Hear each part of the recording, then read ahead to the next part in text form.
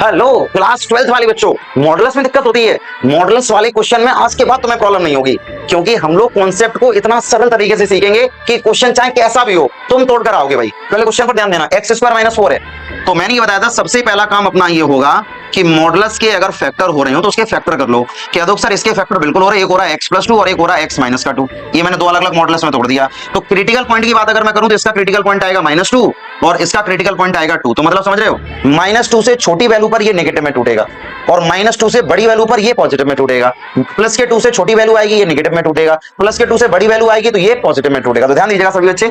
तो हम ऐसे ही ब्रेक करेंगे। अब मैंने ब्रेक किया -3 से मैंने -2 में तोड़ दिया। तो -2 यानी कि देखो ये भी नेगेटिव में टूटेगा, ये भी नेगेटिव में टूटेगा। तो नेगेटिव नेगेटिव पॉजिटिव बना देगा, इसलिए हम केवल साइन को लिखेंगे नहीं, लेकिन मॉडुलस यहां से हट जाएगा भाई, ठीक है ना। और प्लस यहां पर आ जाओ। अब मैं तोड़ूंगा यहां से -2 से, माइनस के 2 से मैं प्लस के 2 में तोड़ूंगा इसको, -2 से +2 में। तो -2 से +2 में देखो -2 से बड़ी वैल्यू दी पॉजिटिव में टूटेगा, ये नेगेटिव में टूटेगा। तो यहाँ पर साइन एक नेगेटिव का आ जाएगा, यहाँ पर साइन एक नेगेटिव आ गया और यहाँ पर ये वाला देखो ये भी इसमें लिख दो x+2 और ये हो जाएगा x - 2। समझ गया ना। ये नेगेटिव साइन किसकी वजह से आया, केवल ये वाला मॉडुलस नेगेटिव में टूटा है। एंड अब तीसरा क्या रहने वाला है यहाँ से, अब लिख दो भाई 2 से 3 दोनों ही पॉजिटिव में टूटेंगे, x+2 कर दो और यहाँ हो जाएगा x - 2। केवल हमें सॉल्व करना है। तो जैसे तुम सॉल्व करोगे यहाँ से -3 से -2 तो हो जाएगा x² - 4, यहाँ लिख दो dx।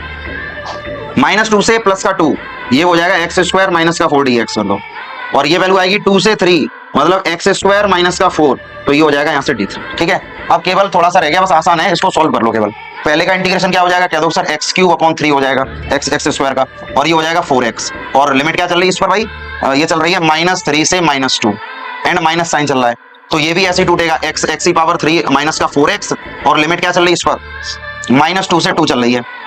एंड तीसरा वाला भी ऐसे ही तोड़ दो, x³ माइनस का 4x लिमिट क्या चल रही है इस पर 2 से 3 चल रही है। ठीक है ना।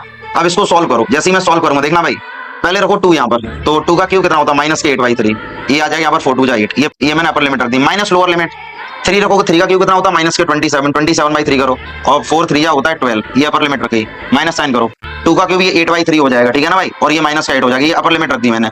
माइनस लोअर लिमिट, तो लोअर लिमिट जब -2 रखो तो माइनस का 8/3 और ये हो जाएगा प्लस का 8 हो जाएगा। ये अब तीसरा वाला सॉल्व करो भाई, ये हो जाएगा यहाँ से 27/3 और माइनस का 12, ये अपर लिमिट रख दी।